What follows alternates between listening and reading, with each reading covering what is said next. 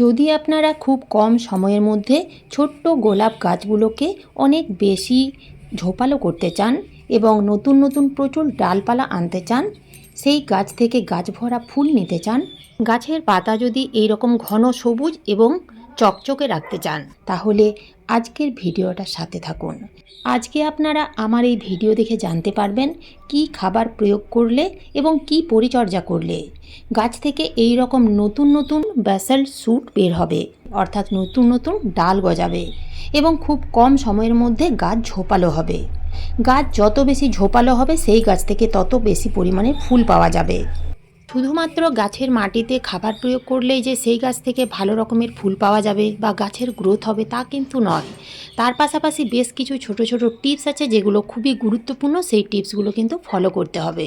সেই টিপসগুলো যদি আপনারা একটু ফলো করতে পারেন তাহলে খাবার দেওয়ার সাথে সাথে কিছুদিনের মধ্যেই দেখবেন সেই গাছ অনেক বেশি ঝোপালো হবে এবং সেই গাছ থেকে ভালো রকমের ফুল পাওয়া যাবে।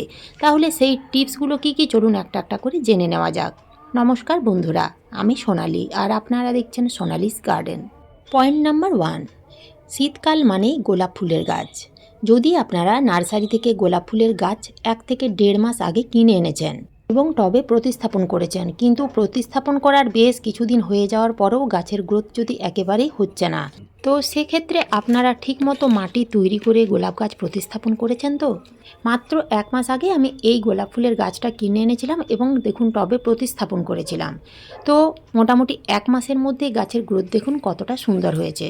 কিভাবে মাটি তৈরি করে গোলাপ গাছ প্রতিস্থাপন করতে হবে এ নিয়ে আমার চ্যানেলে কিছুদিন আগেই একটা ভিডিও দিয়েছি, আপনারা চাইলে সেই ভিডিও দেখে নিতে পারেন। তাই যখনই আপনারা গোলাপ গাছ প্রতিস্থাপন করবেন, খুব সুন্দরভাবে ঝুরঝুরে মাটি তৈরি করে গোলাপ গাছ প্রতিস্থাপন করবেন। গোলাপ গাছের বৃদ্ধির জন্য, গাছে প্রচুর পরিমাণের ফুল নেওয়ার জন্য মাটির ভূমিকা কিন্তু অনস্বীকার্য। মাটি যদি সুন্দরভাবে তৈরি করতে পারেন তাহলে সেই গোলাপ গাছ খুব তাড়াতাড়ি বৃদ্ধি পাবে। গোলাপ গাছ প্রতিস্থাপন করার আগে টবের ড্রেনেজ সিস্টেম সুন্দরভাবে তৈরি করে নেবেন।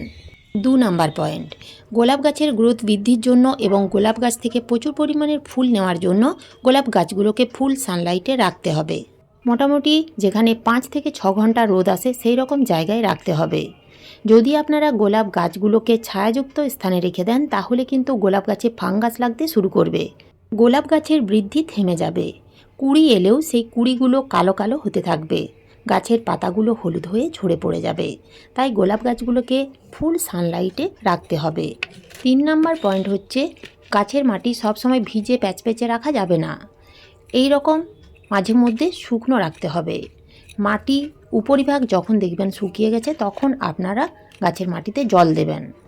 মাসে অন্তত 2 বার অর্থাৎ 15 দিন অন্তর গাছের মাটি আলগা করে খুশে নিতে হবে। এতে মাটির ভেতরে থাকা বিভিন্ন ধরনের ক্ষতিকারক ব্যাকটেরিয়া দূর হয়ে যাবে। এছাড়াও মাটির ভেতরে খুব ভালোভাবে অক্সিজেন চলাচল করতে পারবে। গোলাপ গাছের বৃদ্ধির জন্য প্রথম থেকেই অর্থাৎ গাছ লাগানোর পর থেকে আমাদের গাছের শিকড় বৃদ্ধির দিকে খেয়াল রাখতে হবে, কেননা গাছের শিকড় যত তাড়াতাড়ি এবং খুব সুন্দরভাবে যখনই বৃদ্ধি পাবে তখনই কিন্তু গাছের গ্রোথ খুব তাড়াতাড়ি হবে। তো সেই জন্য আমাদের রুট ট্রিটমেন্ট করতে হবে। রুট ট্রিটমেন্ট করার জন্য আমাদের গাছের মাটিতে বেশ কিছু খাবার প্রয়োগ করতে হয়। তো এই সামান্য 1 চিমটি খাবারেই কিন্তু আমরা আমাদের গোলাপ গাছের রুট ট্রিটমেন্ট করতে পারি। তো কী সেই খাবার? তো এই খাবার দেওয়ার আগে আপনাদের 4 থেকে 5 দিন আগে গোলাপ গাছের মাটিতে একটা মিশ্র খাবার দিতে হবে। 4 থেকে 5 দিন আগে এই গোলাপ গাছের মাটিতে আমি একটা মিশ্র খাবার দিয়েছিলাম। যদি আপনারা সেই ভিডিও দেখেছেন এবং সেই খাবার প্রয়োগ করেছেন তাহলে ঠিক আছে, আর যদি সেই খাবার প্রয়োগ না করেছেন তাহলে কি খাবার প্রয়োগ করতে হবে আর একবার বলে দিচ্ছি।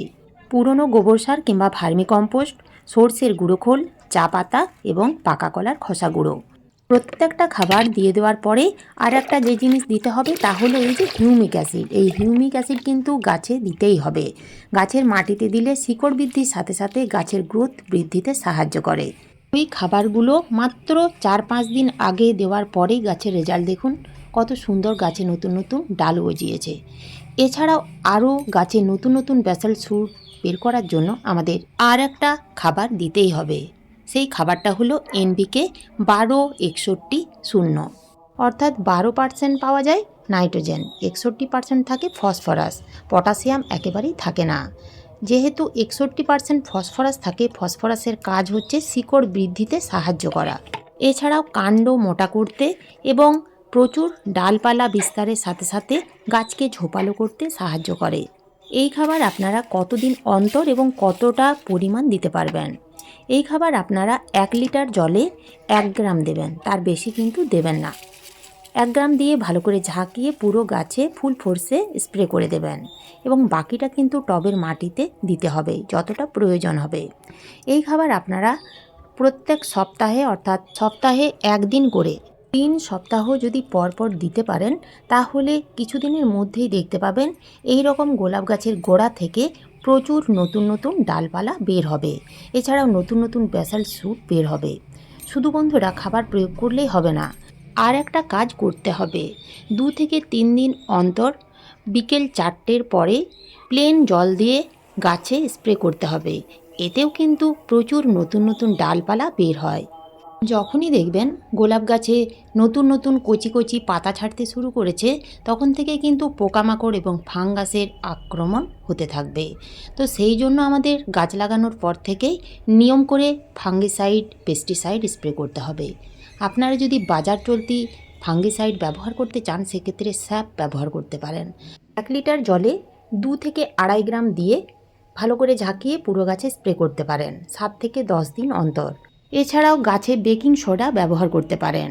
সেক্ষেত্রে 1 লিটার জলে 1 চামচের 4 ভাগের 1 ভাগ দিয়ে ভালো করে ঝাঁকিয়ে প্রত্যেক সপ্তাহে একবার করে গাছে স্প্রে করবেন। অতিরিক্ত বেকিং সোডা গাছে দেবেন না, তাতে গাছের পাতা পুড়ে যেতে পারে।